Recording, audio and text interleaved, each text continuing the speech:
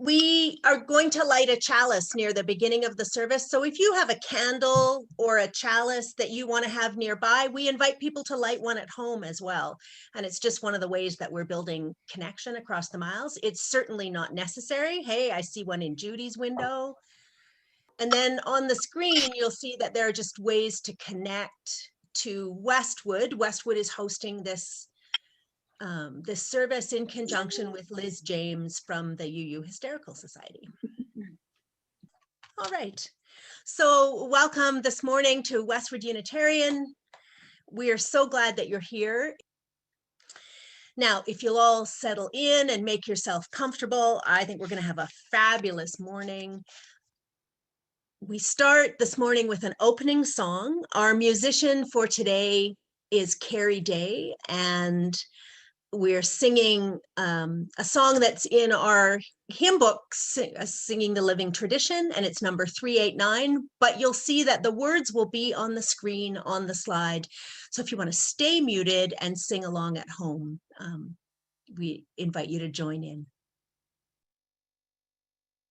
Gathered here in the mystery of the hour, gathered here in one strong body, gathered here in the struggle and the power, Spirit draw near, the power, gathered here in the mystery of the hour, gathered here in one strong body, gathered here in the struggle and the power, Spirit draw near, and the power, Spirit draw near, and the power, Spirit draw near.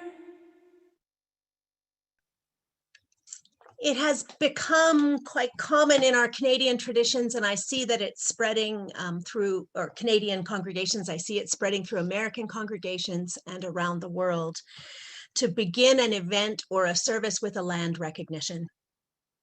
As we begin, we wish to acknowledge that the land on which the Westwood building is situated is Treaty 6 territory and the traditional meeting ground and home for many Indigenous peoples, including Cree, Saulteaux, Blackfoot, Métis, and Nakota Sioux. And we recognize that many of you here today don't reside in Edmonton, Alberta, or even necessarily in Canada or North America. So we invite you to reflect on the history of your own location, the first people who resided there, and the complex relationships that have continued throughout history wherever you are.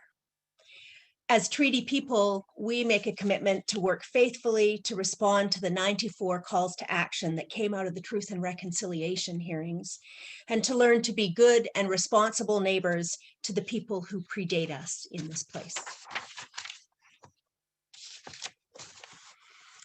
Welcome, friends from near and far. Welcome to the members and friends of the Unitarian Church of Edmonton, the Westwood Unitarian, the Unitarian Congregation of Saskatoon, and other congregations across the continent and beyond. A special welcome goes out to newcomers who are new to Unitarian Universalist services. We'll explain things as we go along, so it should be really accessible for you. And to the loved ones and old friends that we see zooming in from all around the country. We welcome you, whatever your heritage, whatever your faith, whomever you love, and wherever you may be this morning. My name is Ann Barker. My pronouns are she and her. And I have the honor of being the minister to this Westwood congregation. We have many wonderful volunteers, staff, and musicians who have helped to create this service for you this morning. Most of them are named on the shared screen right now. And there are so many others who work behind the scenes, keeping the wheels turning and the Zoom lights on. Our speaker this morning is Liz James, and we appreciate that she is the reason that many of you put on your best pajamas this morning. I hope that you have a cup of coffee and a comfy couch to settle into, because she is going to take you on a beautiful journey that you won't want to miss a moment of. In Unitarian Universalism, the chalice is a symbol of our aspirations, representing our highest ideals and our greatest hopes.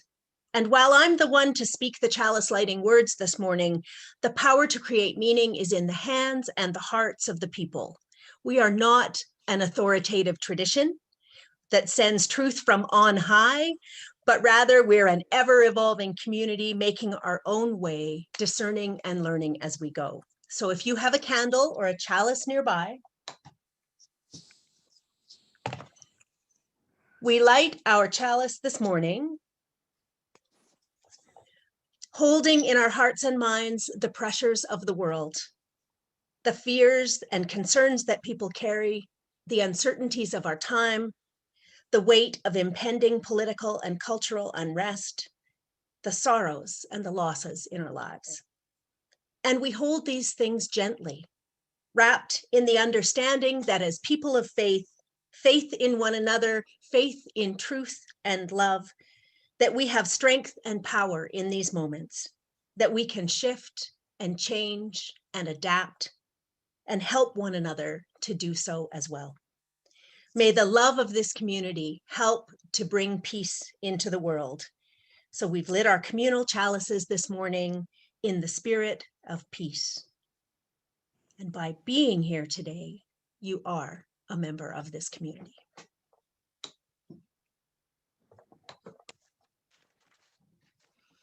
Now we have a tradition, many congregations do this, but not all of them. We have a tradition of lighting candles of joy and concern. If we were in our church building, we have this beautiful candle tree that's at the front of the room, and you can come up and light a candle in silence or share your joys or concerns, or you can just share your joys and concerns if you're not a candle person, or you can hold them in your heart.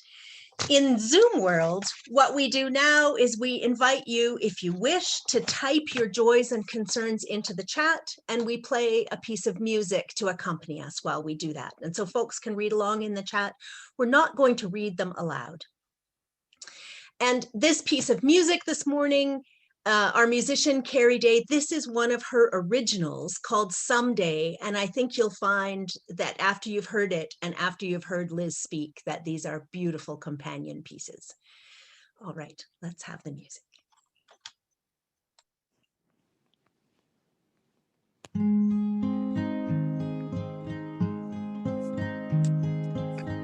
I let it burn till morn again.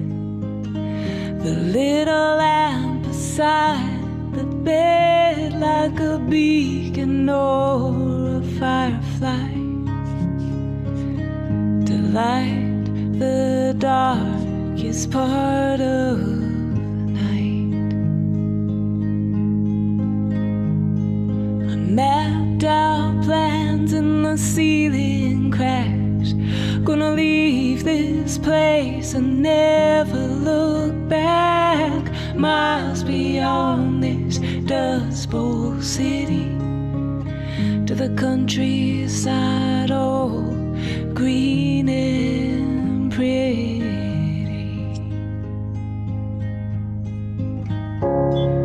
Someday, maybe someday,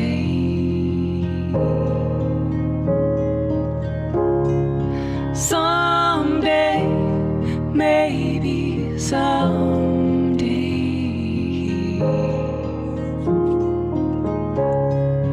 I don't mean to pass the time this way, thinking someday, maybe someday.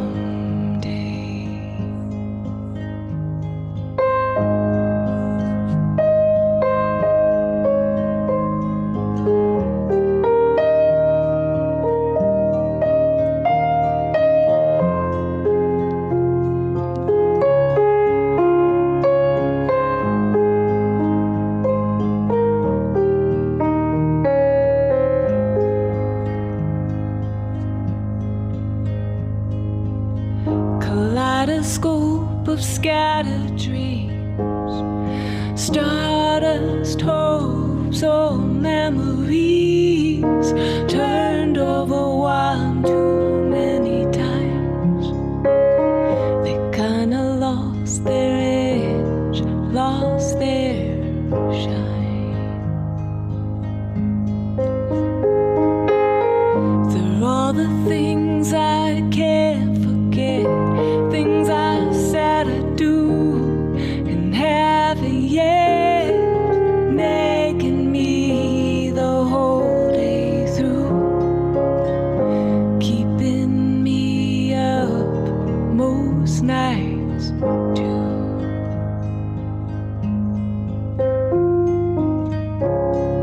Someday, maybe someday,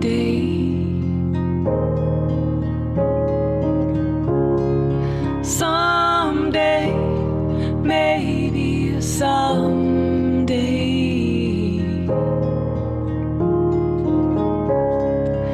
I don't mean to pass the time this way, thinking someday,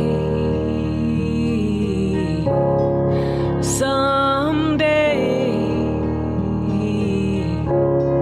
someday, maybe someday.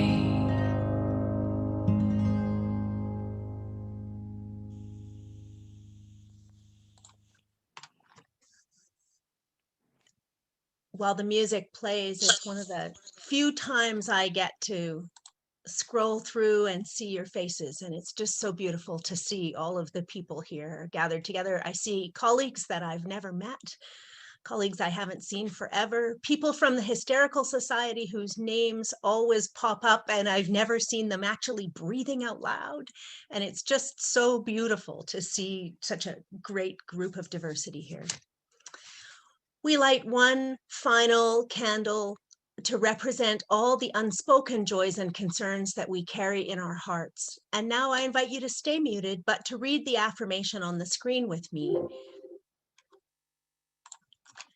May the light of these candles inspire us to use our power to heal and not to harm, to help and not to hinder, to serve the spirit of truth in loving affection and trusting hope. I've known Liz James for nearly 20 years now. We met at church in Saskatoon when we were both fairly new Unitarians. She was the first person to ask me, "So when are you going to go to minister school?" A question I answered by bursting into tears. One of my favorites of her many admirable qualities is her willingness not only to make a mistake in public, but her courage to not hide or bury it afterwards. As someone who hosts a group with thousands of participants, she isn't afraid to ask a vulnerable question, to accept criticism with grace, and to leave her lessons hanging out there for just anyone to see. Liz taught me by example how to be braver, how to take messy chances, and how to loosen the constraints of perfectionism. She'll tell you that she doesn't have a choice, that she couldn't be perfect if she tried. But I promise you that Liz James is a profound cheerleader for the human spirit. I'm so glad that you're going to get a chance to know her a little bit better this morning, and that she's willing to share her sometimes tender, sometimes messy, always meaningful story with us today. So now we welcome our guest speaker, my dear friend and partner in UU shenanigans, Liz James. Thanks, Anne. And I want to say thank you to Westwood too. It means a lot to be asked to come and tell this story. This is a story that is really close to my heart. And it's filled with mistakes. When my sister was in grade school, they gave her a desk that didn't fit. I mean, it fit, but it was tight and my sister liked to swing her legs. The teacher ignored her requests for a new desk and my sister came home filled with tears of rage and fury. I was raised in a family that saw itself as heroes of civil disobedience. Looking back, sometimes we really were, sometimes we just didn't want to pay movie price for popcorn. I did love the stories of Thoreau and Emerson and the idea of letting my life be a counter friction to stop the machine. That said, in retrospect, it seems a little unfair.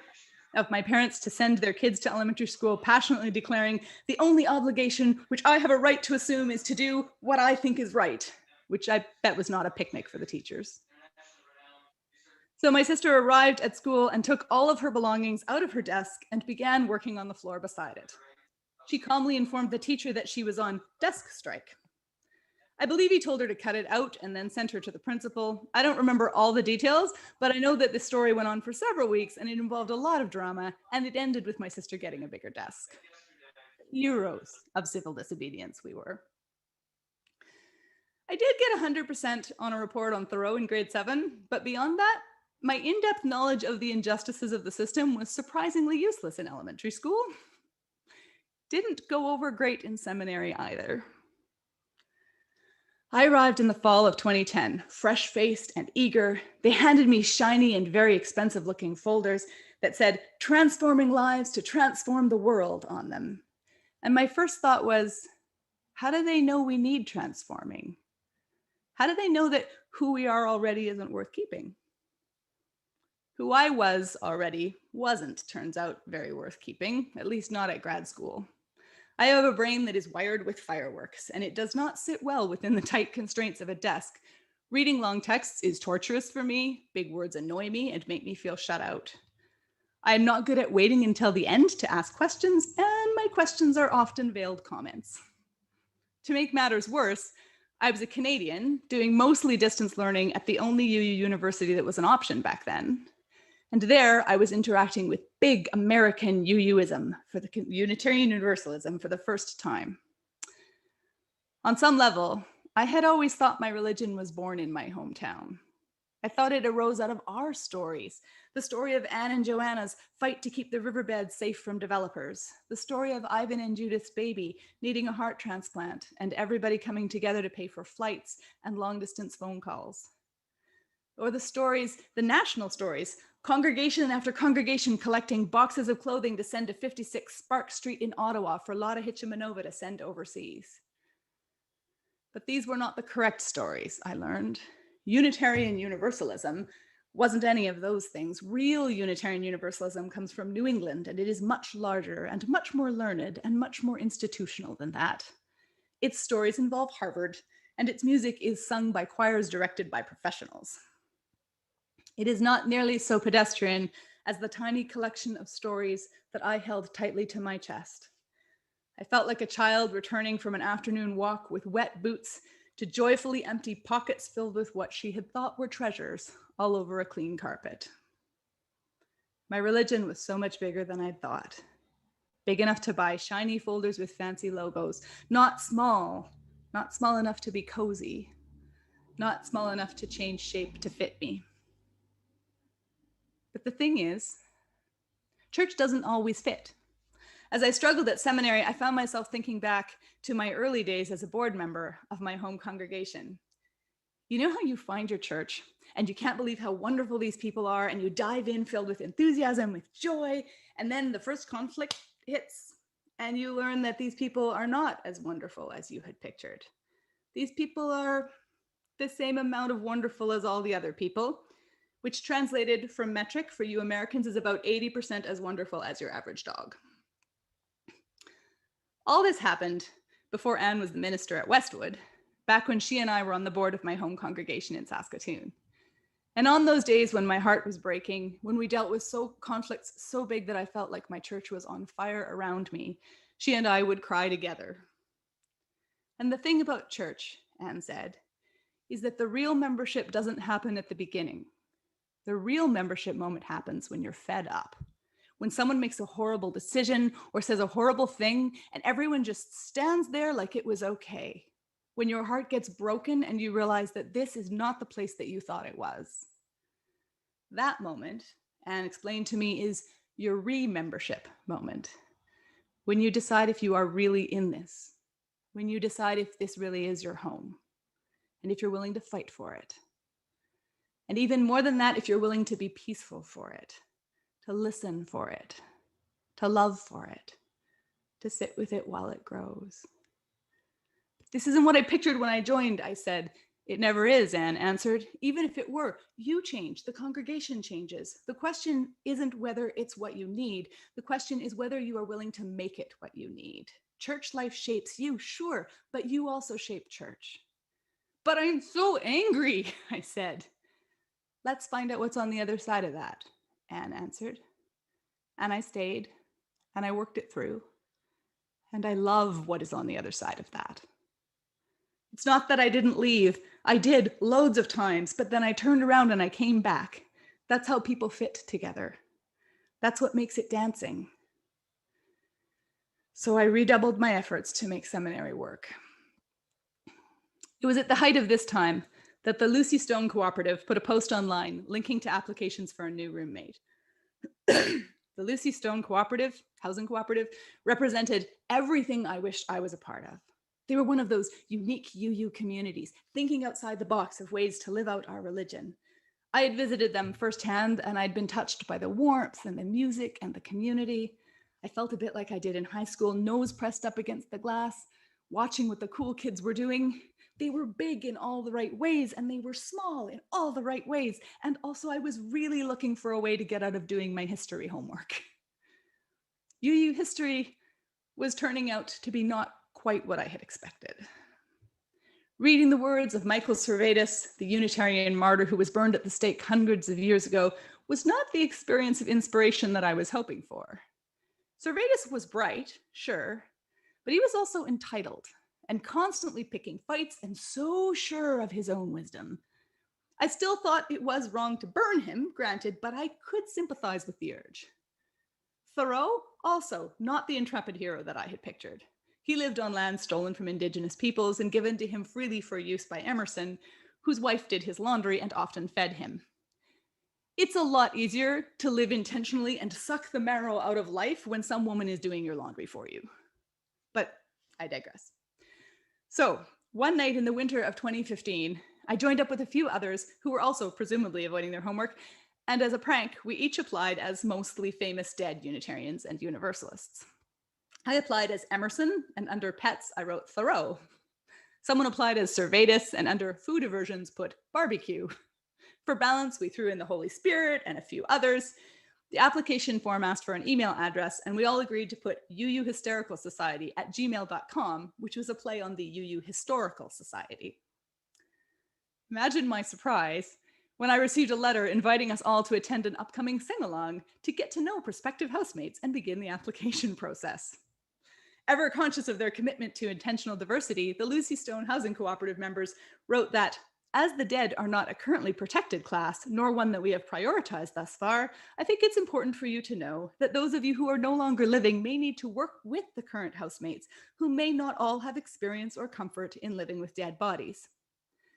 Particularly love that last sentence, may not all have experience in living or may not all have experience or comfort living with dead bodies. Attending an interview would have been tricky, as we were neither in Boston nor as deceased as we had claimed. You know how one exaggerates on these applications, but we were not to be outdone. We enlisted the help of an insider, and we wrote back the morning after the sing-along claiming that we did attend. Since we were all ghosts, of course, our presence may or may not have been recognized. The Holy Spirit mentioned that this is often a problem at Unitarian Universalist events. We dropped a few details from the sing-along in our note to prove we'd attended. This set off a chain of finger-pointing and drama among the housing co-op roommates that we found endlessly funny. When the joke ended, though, I realized I hadn't felt so part of my faith in a really long time. The in-jokes and our shared language made terms like corporeal privilege funny, but in a way that alluded to things that we really care about, concepts we're working to normalize.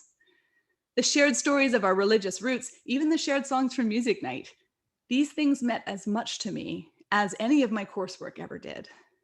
The biggest thing, though, was the values that we embodied. Even as we were in the thick of the prank, we were always really conscious of the fact that a good practical joke should be as funny for the butt of the joke as it is for the pranksters. And we carried that out, enlisting our mole's help to know just how far to push things. We showed respect for the inherent mirth and dignity, if you will. I had a revelation after that prank. Religion isn't just about beliefs. or denominational structures. It's about shared culture, shared stories and music and jokes, and I didn't want that to end. So on a whim, I created a second Facebook group, taking the name from the one that we'd used for our prank coordination, and I named it the Unitarian Universalist Hysterical Society. I changed the name of the secret one to First UU Universalist Hysterical Society, of course. It grew slowly. I didn't think of it as much of anything at first, except the place where I could go to escape from a formation process that was kind of breaking me. It really was. Everything about what I was trying to become felt wrong to me.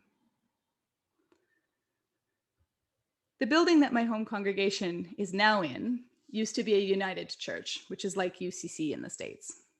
When we moved in, which was about this time, we knew that one of the first things that we needed to do was deal with the giant cross that loomed over the congregation from the front wall. Like many UU churches, we welcome Christians as members, but we also have Buddhists and atheists and agnostics and pagans. I could go on forever.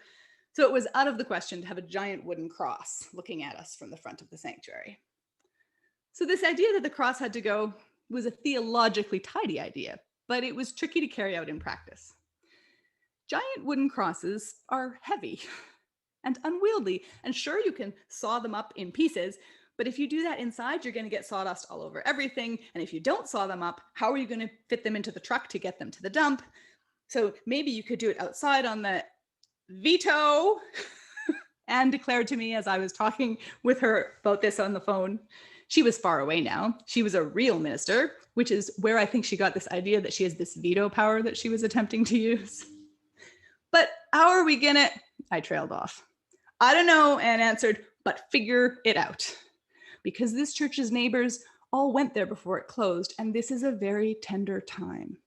And the first thing that the UUs do after moving in cannot be sawing up their congregation's cross on the front lawn. So I don't remember how this was resolved, but it was. And the cross came down to the relief of those who didn't wish to gather on Sunday morning under the shadow of a symbol that told only a very partial truth about who we are. Here's the thing, though. That cross was on the wall for a lot of years, a lot of very sunny years. And as happens with sunlight, the wall had been lightened over time in every place except the spots where the cross had hung. Of course, it would have been a simple matter to repaint, but to repaint, we would have had to choose colors, and to choose colors, we would have had to take into account the chairs that we were going to replace the pews with, and then we talked to the pew committee, and you get where this is going. Many, many months of Sunday services held not under a giant cross so much as under the explicit, conspicuous, and very meaningful shadow cast by that cross's absence. This was a great metaphor, especially since that shadow presided over a gathering of people that had supposedly shed the constraints of their Protestant Christianity roots, yet still gathered on Sunday mornings in a church building for a service with hymns and a sermon presided over by a minister. Now, I want to be clear. I think this is fine. I love church. I don't want church to change. But I do think it shouldn't be the only way that we do Unitarian Universalism. Seminary was filled with these discussions where we fretted about church crumbling, declining attendance, people disappearing from congregational life. And I kept thinking, well, but where are these people disappearing to? Because they don't cease to exist. They don't stop having the needs that drove them to church in the first place. They're just meeting those needs in different ways. Things needed to change and expand. And the seminarians, they needed change more than anyone. The seminary process works against that, though.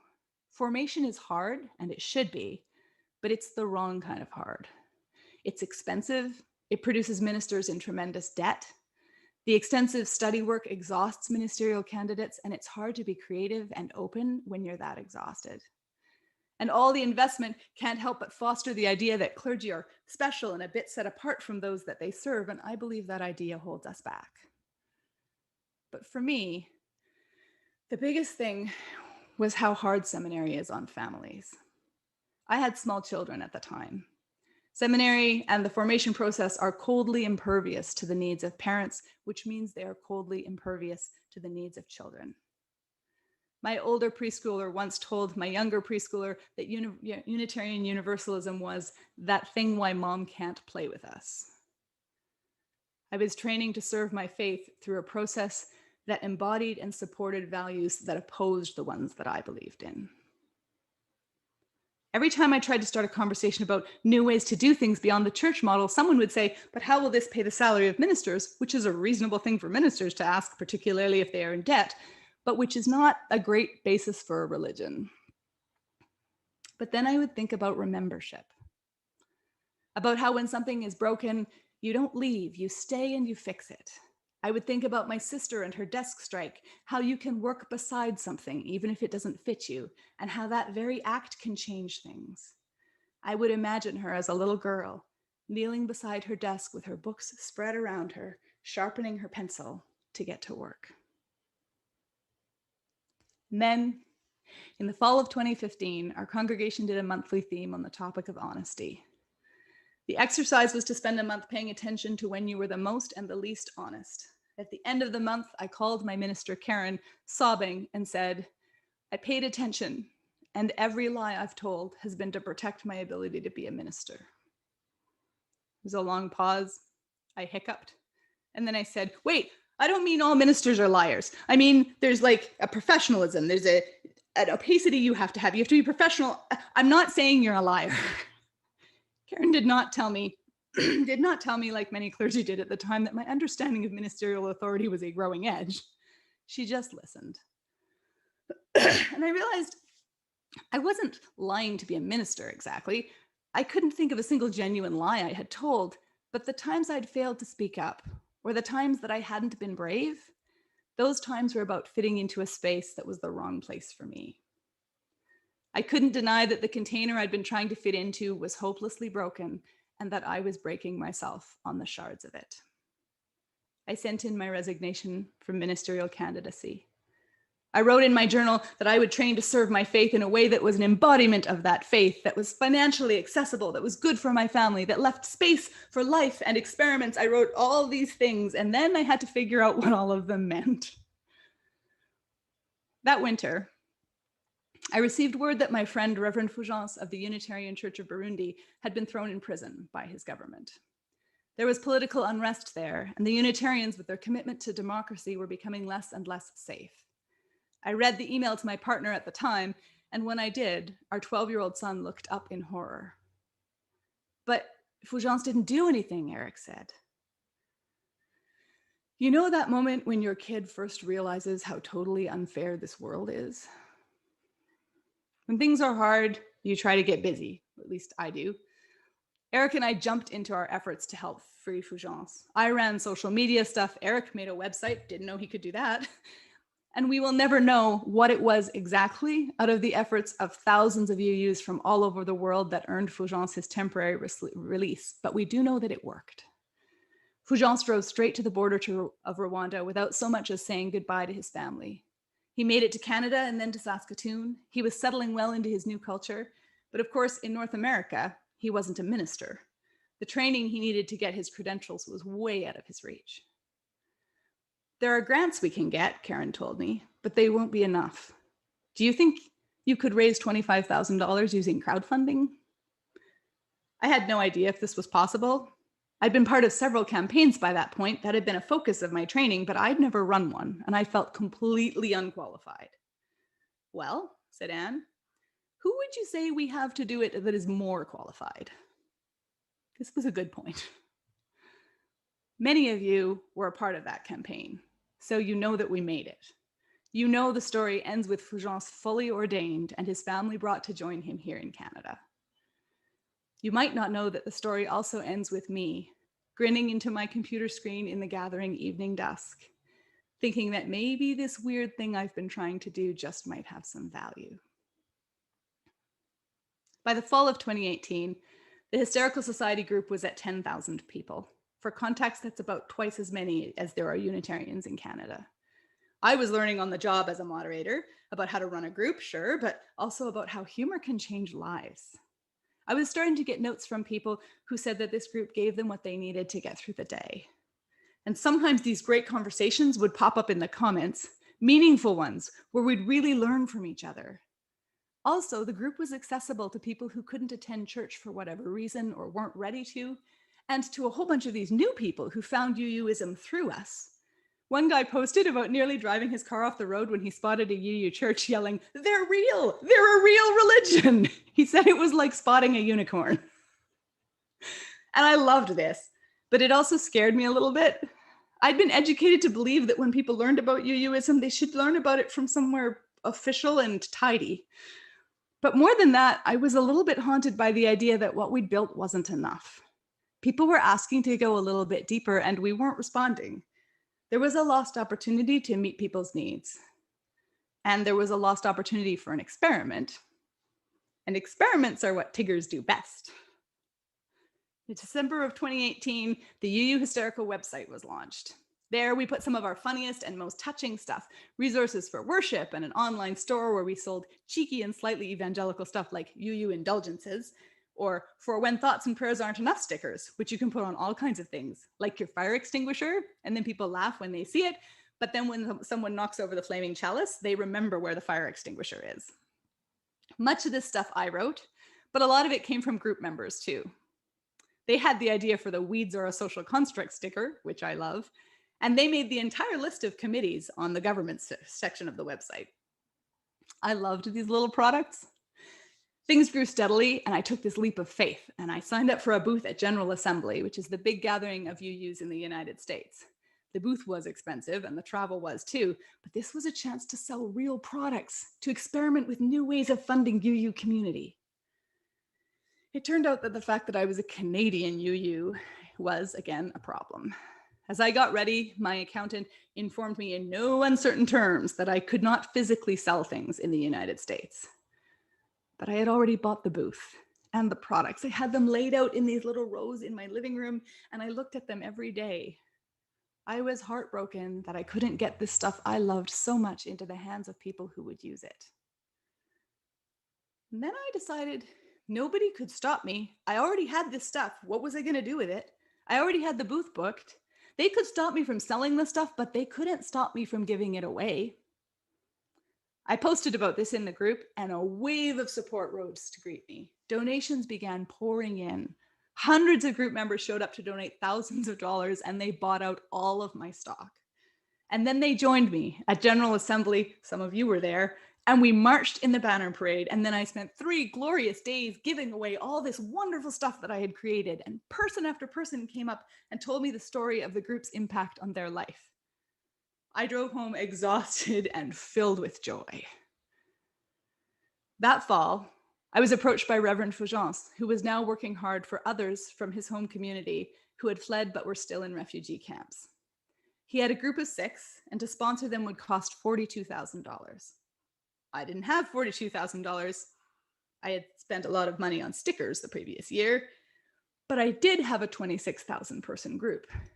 We sprang into action, creating a line of Christmas products and a donation structure and a campaign.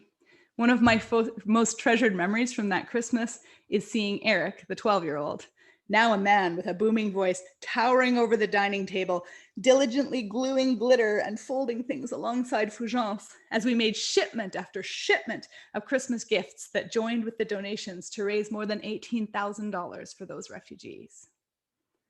I took shipment after shipment to the post office, and eventually the guy asked, "So what is the UU Hysterical Society exactly?"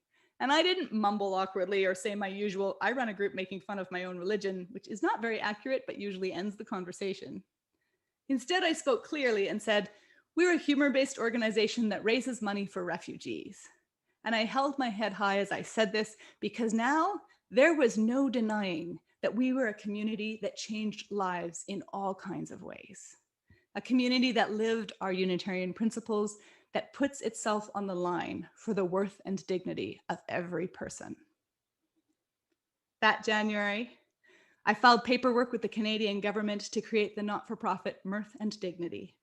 In March, we applied for a grant with the American UU Funding Panel to get funds to expand beyond the Facebook group into a podcast and some worship services and a Patreon community, which we hope will eventually make these things sustainable after the grant time is done. Our podcast is called The Cracked Cup because chalice and coffee.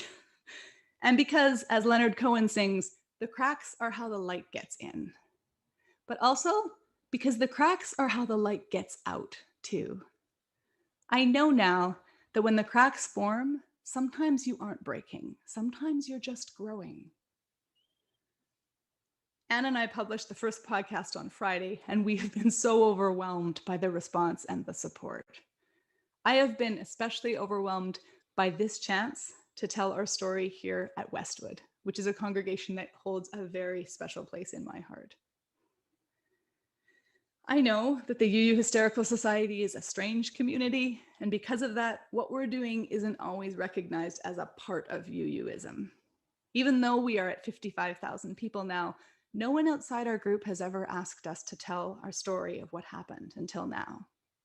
It's not that anyone's trying to exclude us, it's just that people don't know where to put us as a group. And you can't blame them for that. We spent the last 5 years trying to figure out where to put ourselves. There isn't a more UU story than that, is there? That story of trying to find the right box and failing to be who you're supposed to be, and then to realize the problem isn't that you aren't the right shape. The problem is you need to find the box that fits you, not the other way around. I told Anne proudly that I was going to conclude with those beautiful words, and she said, "Why do you need a box anyway?" These seem like apt words for 2020. This year, when the way we've done things has been turned on its head and we are all experimenting and we are all learning about new ways to connect.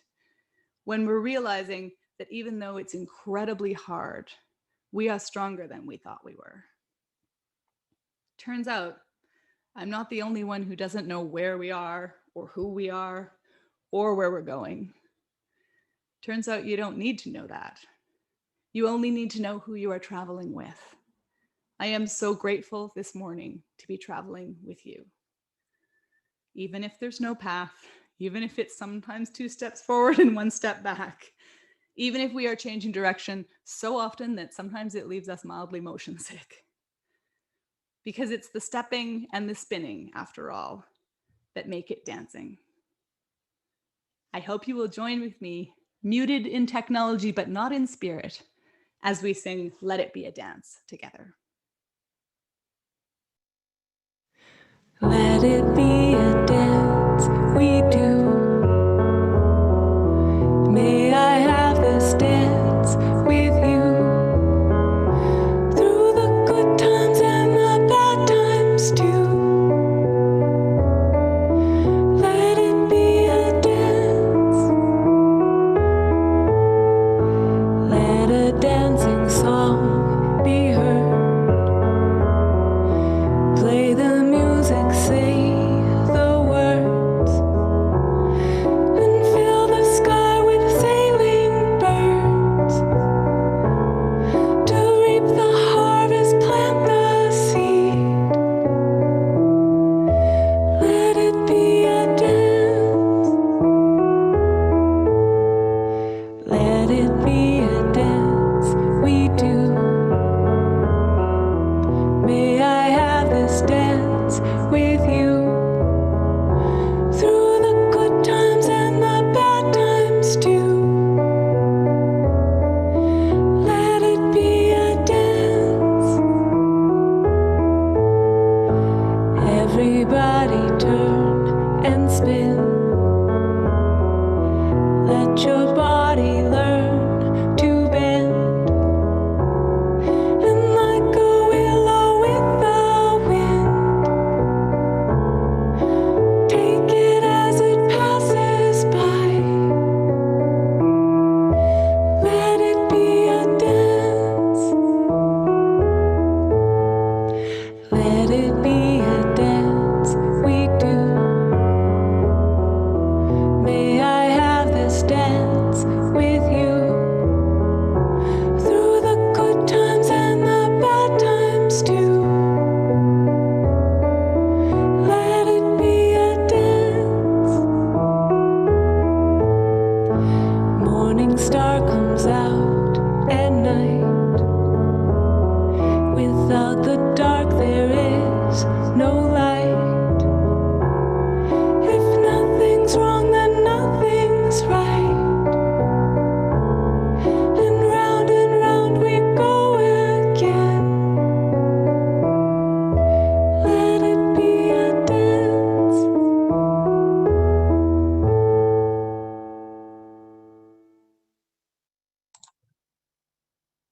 I want you all to know that I have saved the chat and I will send it to Liz because she's singing and paying attention and probably can't read it. And I want her to hear all the beautiful things or read all the beautiful things that you have shared.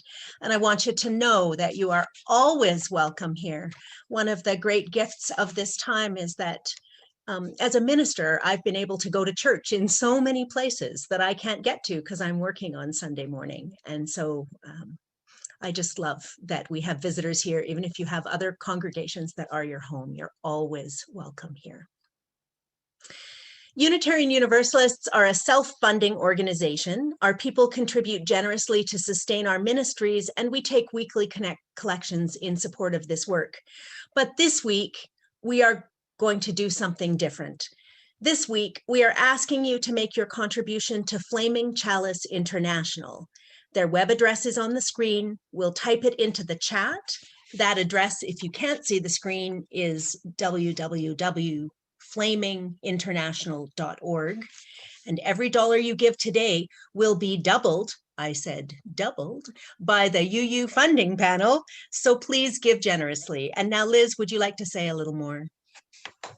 Those of you who diligently check the math during the sermons, and I know that you were out there, will notice that I said we needed $42,000 for refugees, and then I boasted about how we raised $18,000, which is less than $42,000. Well, the story continued from there. Fulgence went to the UU funding panel, remember them, and told them our story. And they were so inspired that they gave 2 grants. One was for $9,000 US. You'll have to do your own math here around the currency. The other was a matching grant for $5,000 US, meaning, like Anne said, for every dollar given to the project, they would donate $1 to match it. So I've been preaching and doing special collections. Fulgence has been approaching donors, and we are currently $5,788 Canadian away from filing the paperwork to bring that group of 6 to their new home. And that's where your support will go this morning. Thanks, Anne. So together, it is tradition that we sing this little song that you'll see on the screen, and the words are written below it. Oh, somebody posted that Reverend Fulgence is speaking at their congregation, Unitarian Church of Montreal, I think that is, or Mississauga, that's the other M. This morning. That's really fun. So yeah, Liz is doing this great speaking around the country, around the continent, and donating much of what she is paid to this charity. And we would really love it if you find it in your heart to support it as well. So flaminginternational.org is the address you need. And if you can't remember it, come to the Westwood website or go to the UU Hysterical Society on Facebook and we can remind you where to go. But in the meantime, let's sing one more song together. This is Westwood's choir director, Rebecca Patterson, who put together this beautiful little piece. From you I receive, to you I give, together we share, and from this we live. From together I receive, to you I give, together we share, and from this we live.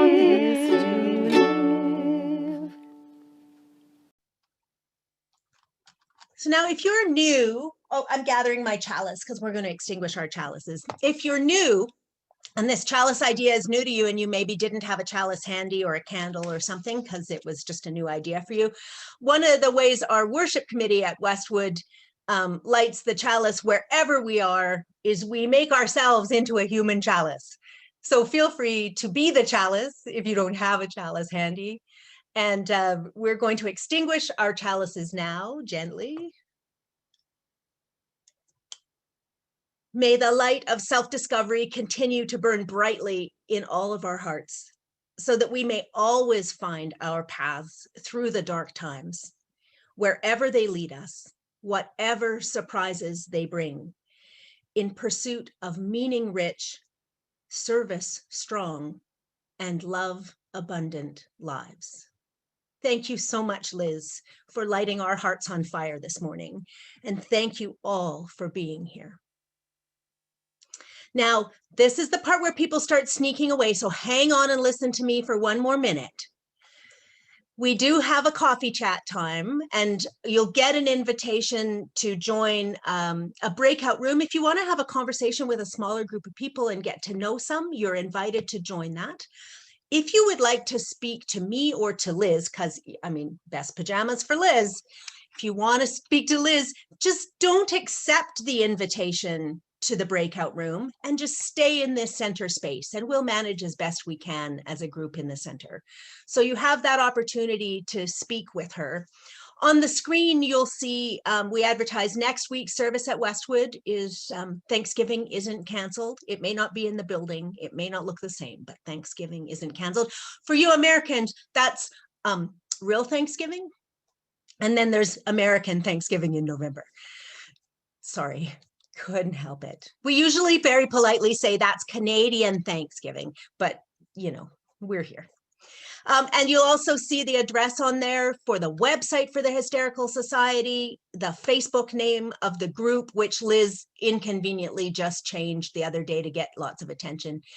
And but if you type UU Hysterical Society in Facebook, it will find her. There's almost 56,000 members. It will find her.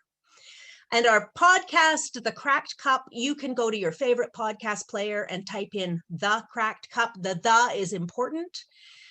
There are other cracked things in there. So The Cracked Cup, or go to its website, the crackedcuppodcast.com, and get it directly.